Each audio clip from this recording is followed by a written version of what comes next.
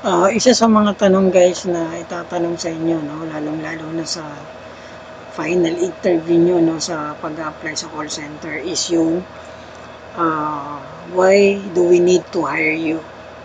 Okay? So, kailangan paghandaan mo yung tanong na yan or i-expect mo yung tanong na yan bago ka mag-apply. Kung napapanood mo tong video na to, so paghandaan mo na yan, no? Uh, Hopefully makatulong. So, paano mo paghahandaan? Isipin mo, kailangan yung sagot mo abutin ng 2 to 3 minutes. Kasi titingnan nila kung paano ka sumagot ng matagal. Kasi hindi pwede yung sagot na, why do we need to hire you? Because I'm patient. Because uh, uh, I can work under pressure. Hindi yung ganun sagot na gusto nila. Gusto nila yun na in-explain. Parang pang Miss Universe, no? In-explain siya.